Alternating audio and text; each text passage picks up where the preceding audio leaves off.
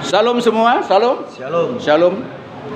Anak-anak Tuhan, kita akan ibadah rutin setiap minggu di sini. Ibadah di mana dunia akan memperingati hari kenaikannya ke sorga. Amin. Amin. Hari kenaikannya ke sorga. Siapa yang naik ke sorga? Tuhan mau naik ke sorga. Dia sebagai Tuhan naik ke sorga. Sebagai Tuhan dia naik ke sorga. Sebagai Tuhan dia naik ke sorga. Tidak sebagai Tuhan dia naik ke sorga. Tuhan gak perlu naik ke sorga. Amin. Karena sorga dan bumi milik Tuhan, makanya Tuhan gak perlu naik ke sorga. Ke lubang kubur pun Tuhan bisa masuk. Jangan salah. Amin. Sorga dan bumi, neraka milik Dia. Tidak ada makhluk yang bisa menciptakan apa yang ada. Segala sesuatu milik Tuhan. Ya, tidak perlu dia naik ke sorga. Yang naik ke sorga siapa? Siapa?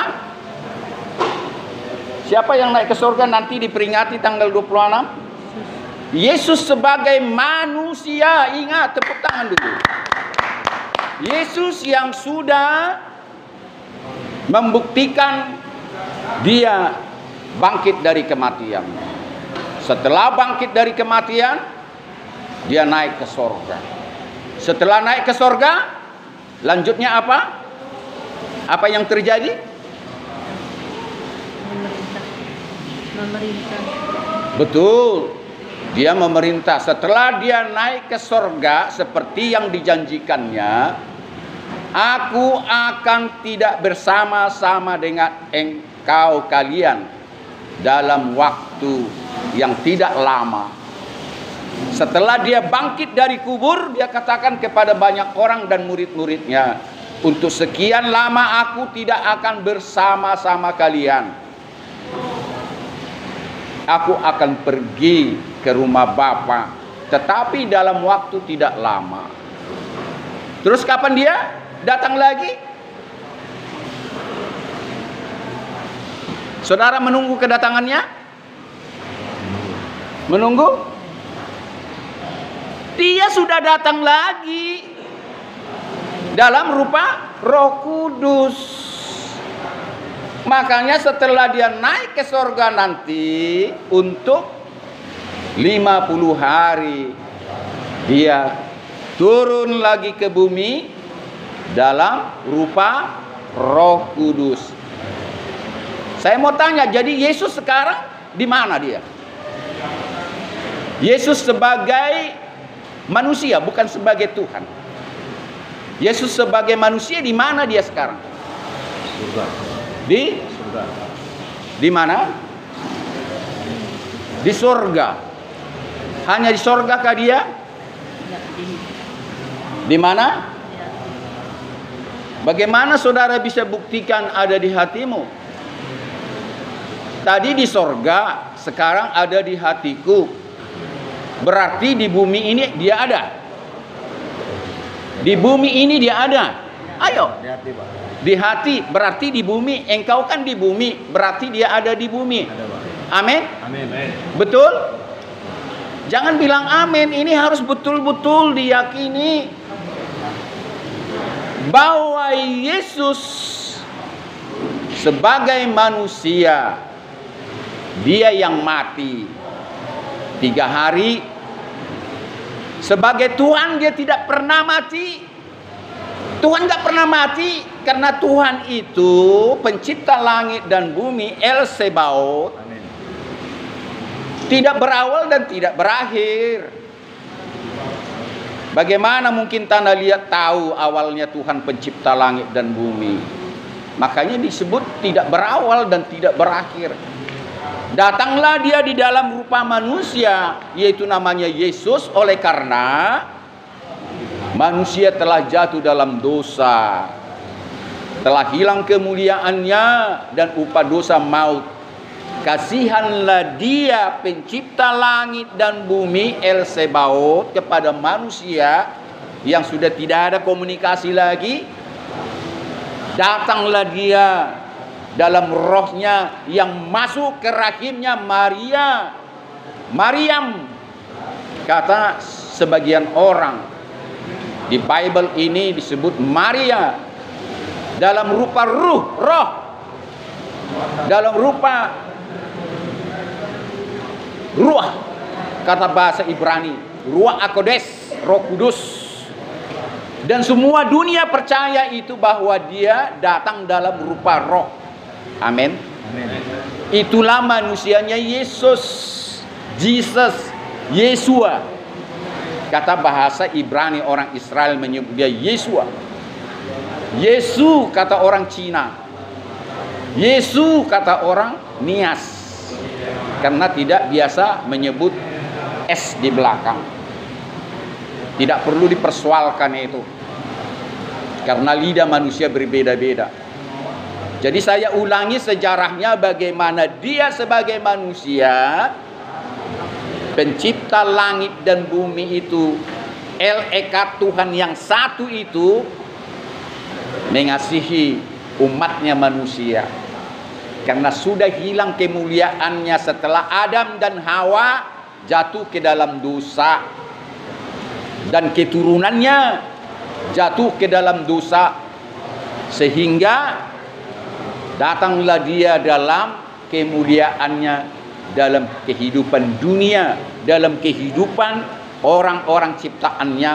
Itulah di dalam diri Jesus Christ, Yesus Kristus, Cu Yesu, Tete manis, Yesua Hamasiah.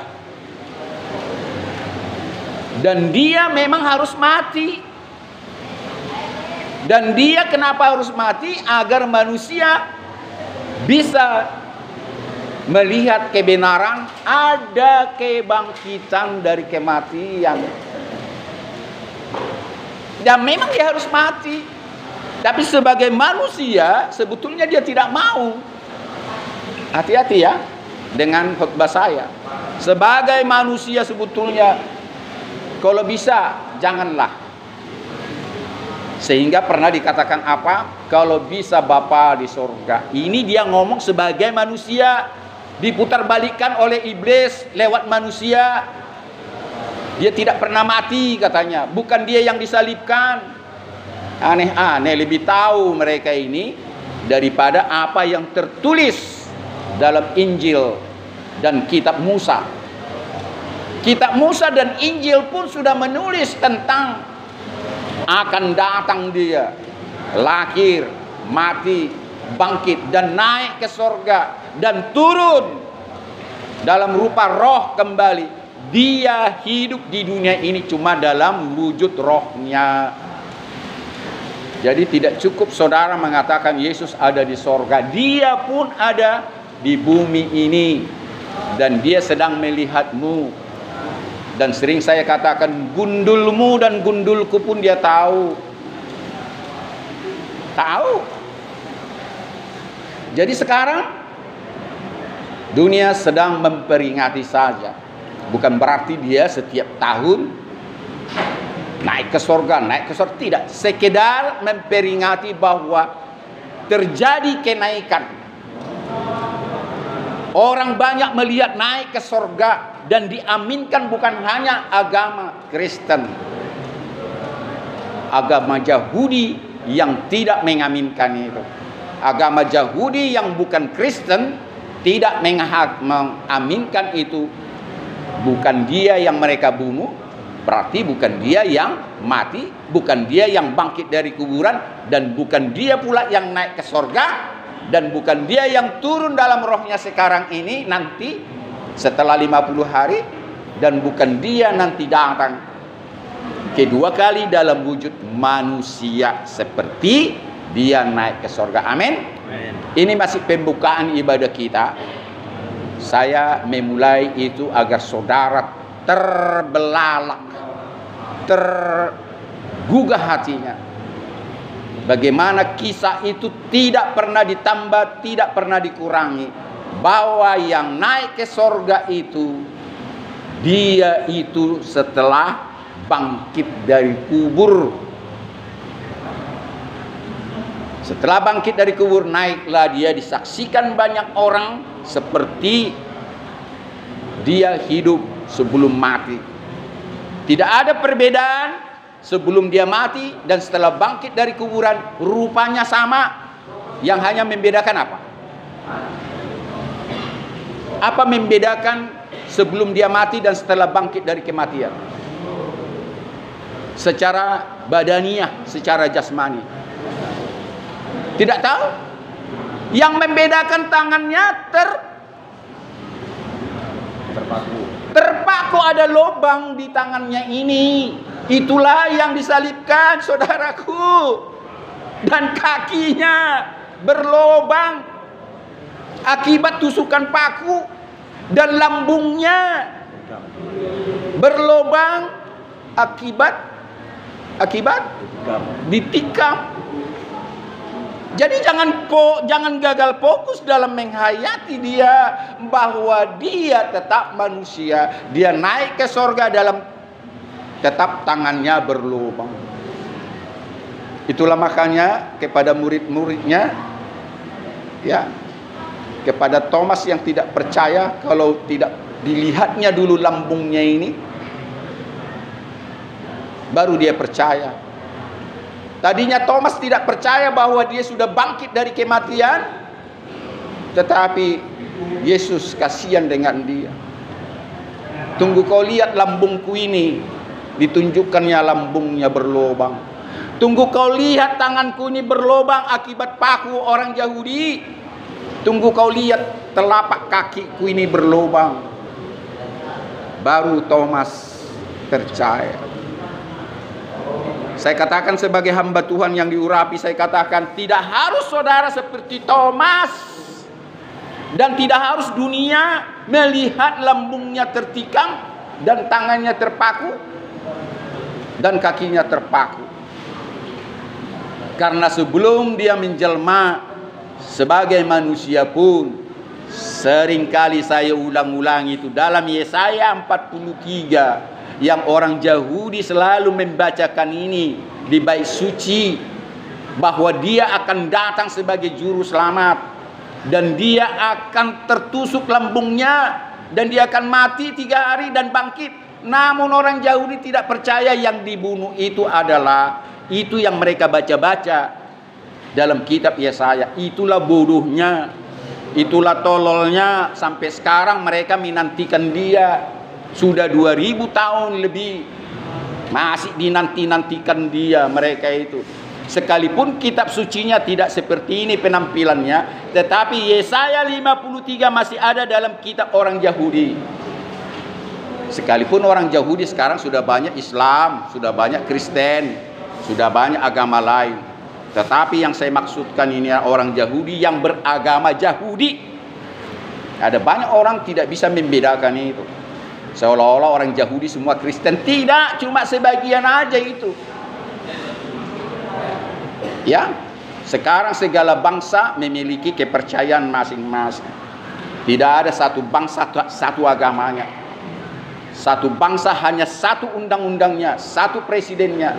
Tetapi soal keyakinan sangat berbeda-beda. Karena itu Indonesia jangan pernah dijadikan satu agama semua, tidak akan mungkin. Ya, Indonesia tidak akan mungkin satu agama, gak bakalan. Ya, Indonesia welcome semua agama manapun, welcome, asal saja bisa dipertanggungjawabkan. Ya, itulah negara kita, Republik Indonesia, yang cinta semua agama, cinta budaya, cinta golongan darah, warna kulit dan sebagainya. Itulah Bhinneka Tunggal Ika. Amin. Kita berdoa. Bapa Elohim pencipta langit dan bumi, sungguh kami mau memulai ibadah ini di antara umat-Mu yang tertawan, yang terpenjara di tahanan Poldasu di kota Medan ini. Tuhan, Engkau tahu lawatan hamba-Mu 2 kali seminggu, namun belakangan ini tidak akan bisa lagi, hanya bisa waktu-waktu hari Minggu saja. Ibadah kami ini Tuhan, kami alaskan dalam nama Bapa, Anak, dan Roh Kudus, dalam nama Tuhan yang satu, dalam nama Tuhan yang Esa, El Echad, Elohim Echad, dan Tuhan kami itu satu, yang kami kenal di dalam Yesus Kristus sebagai manusia yang sudah membuktikan dia mati dan bangkit dari kematian dan naik ke sorga, dan dia sudah turun dalam rupa Roh Kudus. Ini yang kami rasakan sekarang. Dia memimpin hati dan pikiran kami, dia memimpin ibadah kami ini. Roh yang kudus, bukan roh kami semata-mata, bukan roh-roh najis, bukan roh-roh kejahatan, bukan roh-roh duniawi yang menyesatkan, tetapi di dalam nama Roh Kudus, Ruach HaKodesh, kami alaskan ibadah kami ini. Karena itu kami percaya jika kami alaskan dalam Ruach HaKodesh, Roh Kudus, dalam nama Tuhan kami, hati dan pikiran kami akan tenang. Hati dan pikiran kami bisa melihat cahaya kemuliaan-Mu. Hati dan kemuliaan kami dan roh kami bisa merasakan bahwa benar-benar Engkau kudus ada di tengah-tengah kami ini. Kami berdoa bukan hanya kepada kami, kami berdoa kepada semua orang dalam sel ini. Biarlah Engkau Tuhan memberikan kekuatan, kesegaran, dan semangat. Dan jangan pernah ada putus asa, bimbang, dan ragu oleh karena perbuatan dosa dan pelanggaran KUHP yang mereka lakukan.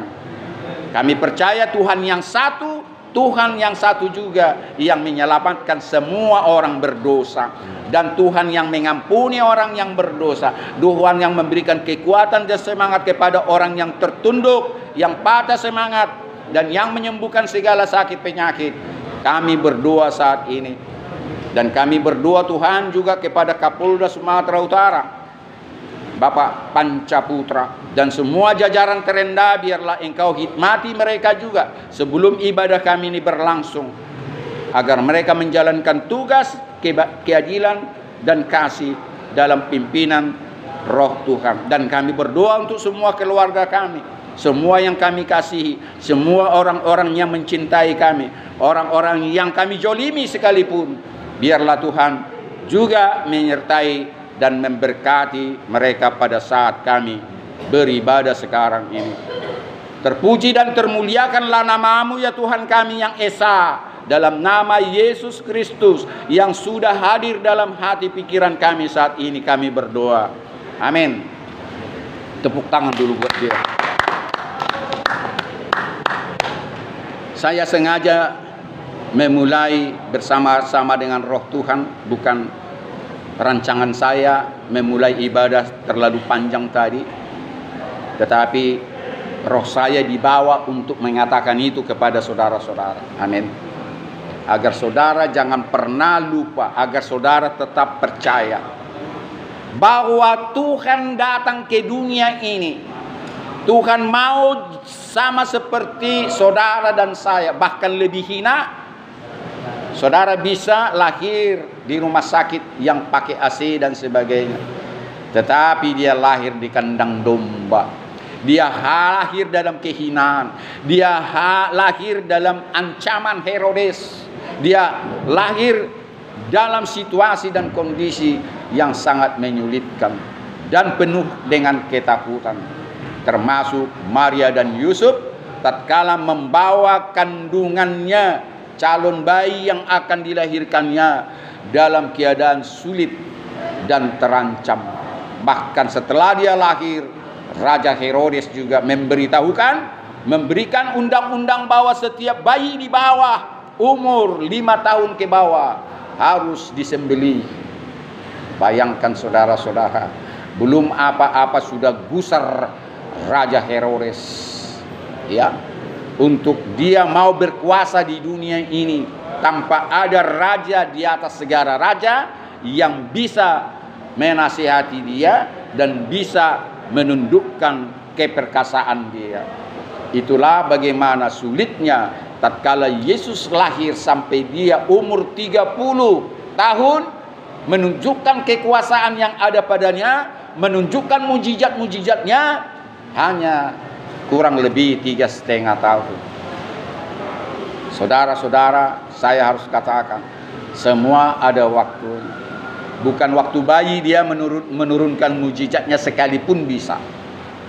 Ya, pada saat dia baru lahir, langsung pada saat itu dia bisa menurunkan mujizatnya, karena dia adalah jelmaan pencipta langit dan bumi. Tetapi dia hidup sebagai manusia seperti saudara dan saya, disusui oleh ibunya, dikasih makan, digendong, dimandikan, sama seperti bayi-bayi yang lain. Dan dia harus makan dan minum, dan dia harus menangis tatkala memang sakit dan sebagainya. Jadi tidak ada ubahnya. Yesus sebagai manusia, hidupnya tidak ada bedanya dengan saudara dan saya. Dia merasa juga disakiti, dia merasa juga dihina, dia merasa juga difitnah dan sebagainya. Dan rasa sakit itu tetap seperti saudara dan saya. Tetapi sebagai Tuhan yang hidup di dalam dia, yang otak manusia tidak bisa menerima, bagaimanakah seorang manusia dan sekaligus seorang Tuhan? Tidak akan bisa otak manusia menerima ada manusia yang sekaligus Tuhan, ada Tuhan sekaligus manusia. Karena harus dia datang ke dalam rupa manusia agar manusia bisa berkomunikasi. Dia tidak datang berupa gajah, karena bahasa gajah bukanlah bahasa kita. Bahasa harimau bukanlah bahasa kita. Untuk menyelamatkan manusia, harus manusia yang berbicara kepada manusia. Mungkin saudara akan bertanya, kenapa enggak Tuhan itu sendiri menunjukkan wajahnya, bentuknya, apanya semua kepada manusia? Pertanyaanmu adalah goblok. Bagaimana mungkin ini botol aqua ini bisa meminta sesuatu kepada orang yang menciptakan ini? Tidak akan mungkin. Saudara bikin boneka, mau boneka apapun, beruang, harimau, anjing, apapun sekali, atau boneka manusia, sanggupkah boneka itu berbicara kepadamu? Sanggupkah boneka itu mengajarimu? Sanggupkah boneka itu melakukan sesuatu kepadamu? Semuanya hanya kamu dan aku dan kau yang bisa punya kuasa kepada ciptaanmu, yaitu boneka-boneka apapun itu. Mau kau bikin dia bergerak-gerak, suka-sukamu. Mau kau bikin dia langsung dibakar, suka-sukamu. Mau kau bikin dia diperdagangkan, suka-sukamu. Karena itu tidak heran Tuhan melakukan suka-sukanya kepada ciptaannya. Jangan katakan gunung meledak itu pekerjaan iblis. Ya, saya selalu mengatakan jangan pernah mengkambing hitamkan iblis. Seolah-olah yang buruk selalu datang dari iblis. Ingat itu. Selalu saya katakan, baca itu dalam ratapan 3, ratapan Yeremia 3 atau 2 dan 3. Di situ ada dikatakan itu bahwa yang baik dan buruk hanya berasal daripada Tuhan pencipta langit dan bumi. Amin. Tinggal saudara mengelolanya. Jangan hanya yang baik datang daripada dia, saudara memuji dia. Saudara bikin kenduri, saudara bikin happy-happy karena Tuhan memberikan rezeki. Diberkati sawah dan ladangmu dan ternakmu. Ternak orang mati, ternakmu tidak mati. Ladangmu menghasilkan bulir-bulir yang sehat, buah-buah yang sehat. Tatkala itu saudara memuliakan Tuhan. Tetapi jika bulir-bulir sawahmu, ladangmu tidak menghasilkan buah, jika ternakmu juga tidak berkembang biak, katakanlah mati, seperti yang terjadi sekarang ini, penyakit mulut dan kuku, banyak lembu sapi mati di Pulau Jawa khususnya. Saudara harus tetap mengatakan puji Tuhan, terima kasih Tuhan, engkau tetap memuliakan dia. Jangan katakan ini dari iblis. Tepuk tangan dulu. Iblis tidak punya karya. Catat. Apa karyanya? Jika iblis punya jenggot bolak-balik, saya katakan satu jenggotnya pun tidak akan bisa diciptakan. Amin atau amin? Amin. Amin. Malaikat juga demikian. Kalau malaikat itu ada kumisnya satu pun malaikat tidak bisa menciptakan kumisnya. Termasuk manusia.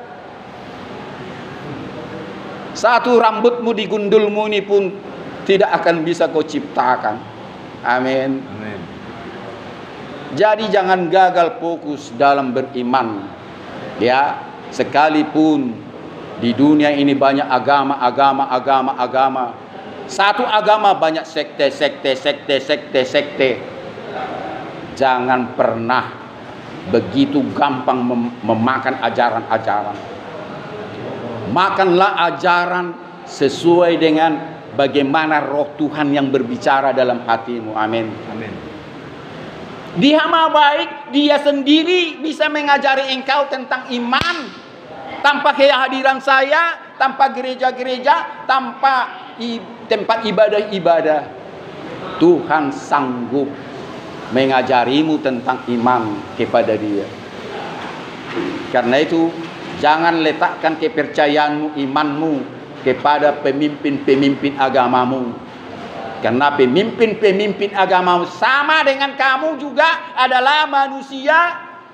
Kalau pemimpin-pemimpin agamamu itu adalah Tuhan yang nomor 2, Tuhan yang nampak, serahkanlah kepada dia. Karena tidak ada Tuhan nomor 2, tidak ada Tuhan yang nampak. Tepuk tangan dulu sama Tuhan. Jangan pernah saudara katakan pemimpin ibadahmu adalah Tuhan yang nampak dan Tuhan yang nomor 2. Kalau ada nomor 2 berarti ada nomor 3. Bahkan Nabi sekalipun jangan engkau samakan dengan Tuhan pencipta langit dan bumi. Nabi tetap Nabi, pendeta tetap pendeta dan sebagainya. Semuanya tetap manusia. Amin. Apa kurangnya pengajaran saya sebetulnya bolak-balik kemari? Baik, saya lanjutkan. Apa kurangnya pengajaran yang sudah saya sampaikan di sini? Tentang kemahakuasaan dia El Shaddai, tentang dia perkasa El Gibor. Kalau dia perkasa tidak perlu dia makan dan minum, tidak perlu dia tidur. Dia perkasa, artinya dia kuat, tidak letoy kayak kita. Dia tidak pernah sakit, Tuhan pencipta langit dan bumi. Dan dia tidak perlu makan dan minum seperti kita. Dia maha perkasa. Itu makanya orang Ibrani, orang Israel, bahasa sehari-hari dikatakan Elohim Gibor. Dia maha perkasa. Dia maha tinggi yang tidak ada taranya. Dia maha menyediakan segala yang kita perlu, atau segala ciptaannya apa yang dia perlu. Tumbuh-tumbuhan memerlukan air, tumbuh-tumbuhan memerlukan oksigen. Dia sediakan sama tumbuh-tumbuhan ciptaannya itu agar tidak mati. Binatang perlu makan, binatang binatang lainnya, ya, dan semuanya. Halilintar mengeluarkan api dan sebagainya. Hujan mengeluarkan air sesuka hatinya. Laut menerima air sesuka hatinya. Sungai dan sebagainya. Itu semuanya sudah disiapkan. Dan lautan tidak akan pernah dibuatnya kering. Itu makanan daripada lautan itu. Tetap dia kasih air terus. Demikian sungai tidak pernah berhenti. Karena jalan-jalan sungai itu tetap diberikan air sehingga dia tetap namanya sungai. Kalau Tuhan tidak menyediakan air kepada aliran sungai, dia tidak akan disebut sungai. Dan lautan apabila dibuat kering, tidak disebut lagi yang menampung air itu lautan.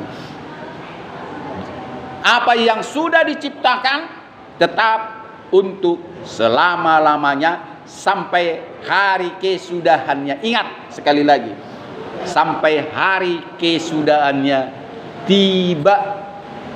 Jadi tidak akan pernah gunung itu hilang dari ciptaannya, lembah hilang, halilintar hilang, puting beliung hilang, ya, sungai, lautan seluas apapun hilang. tidak akan pernah sebelum waktunya ditetapkan, karena bumi dan langit ini akan diperbaharui. Ini akan lenyap, akan jadi bumi yang baru, langit yang baru. Itulah yang disebut Yerusalem baru. Tepuk tangan Tuhan. Ya, sekarang ini kita bukan penelahan Alkitab, ada waktunya. Ya, kalau penelahan Alkitab saya akan tunjukkan ini ayatnya akan memakan waktu yang cukup banyak. Karena penginjilan ke penjara-penjara, bagaimana orang disadarkan untuk bertobat. Itu makanya saya bilang kepada orang-orang yang datang ke penjara, tidak perlu berteologi sama mereka itu. Bukan itu yang mereka perlukan. Sering saya katakan, janganlah berteologi ilmu ketuhanan. Cukuplah bagaimana firman Tuhan untuk mereka bertobat. Nanti kalau mereka sudah bertobat, meninggalkan perbuatan lama, memulai hidup baru, nanti mereka sendiri menggali seperti saya. Saya tahun 76 saya ditangkap oleh Tuhan. Ini bolak-balik saya kasih kesaksian saya. Tatkala saya kelas 2 SMA, saya ditangkap Tuhan. Ya, tidak perlu saya masuk sekolah teologi, ya. Dia bina saya, diajari saya, sehingga mulai saya bertobat saat itu, saya berkhotbah. Terus baca Alkitab tanpa ada yang menyuruh saya, seperti memang orang gila, memang gila. Lebih sering saya baca Bible ini daripada baca mata pelajaran saya sampai saat ini. Bayangkan dari tahun 76 ya, 75 saya kelas 1, 76 kelas 2. Sekarang 2022, umur saya 64 tahun. Ya, sudah terlalu lama saya memberikan waktu membaca ini daripada membaca yang lain. Itu kata orang gila. Memang kita harus gila. Memang kita harus berbeda. Itu makanya jika terjadi pertobatan yang sungguh-sungguh kepada saudara, lewat pertobatanmu, roh Tuhan itu yang memberikan engkau bertobat, dan roh yang sama yang mengajari engkau tentang kedewasaan, tentang pengenalan akan penciptamu. Dia sendiri. Kalau begitu nggak perlu lagi gereja. Oh, perlu tetap kau dekat sama pendetamu, gereja-gereja dan persekutuan, tetap. Saya tidak mengatakan itu tinggalkan, belajarlah atau merenungkanlah sendiri. Tidak, Tuhan juga mau ada jemaatnya. Karena istilah kawanan domba itu sudah dikatakan. Kawanan dombaku mengenal gembalanya, dan gembalanya pun mengenal domba-dombanya. Semua gembala yang baik pasti dikenal domba-dombanya, dan setiap domba-domba yang digembalakan oleh gembala yang baik pasti mengenal gembalanya. Kalau suara gembala memanggil domba-dombanya, domba-domba itu akan datang kepada dia. Tetapi kalau suara orang yang bukan gembalanya, domba-domba itu tidak akan mau datang. Itu sudah terbukti. Saudara punya anjing, punya ayam, punya apa? Ayam sendiri kalau kita panggil dia datang. Ya, dia lihat sendiri kita pulang, dia datang ayam itu. Tatkala saya ternak ayam, dia datang, dia kenal. Dan anjing saya lagi dan sebagainya. Jadi saya mau katakan, perlu ada kawanan itu. Perlu ada hidup berjemaat. Jangan jadi sombong, jangan salah mengartikan khotbah ini seolah-olah tidak perlu berjemaah. Perlu, tetapi dengan catatan kembali kepada imanmu, laptopmu yang membuat engkau dewasa kepada Tuhan. Amin.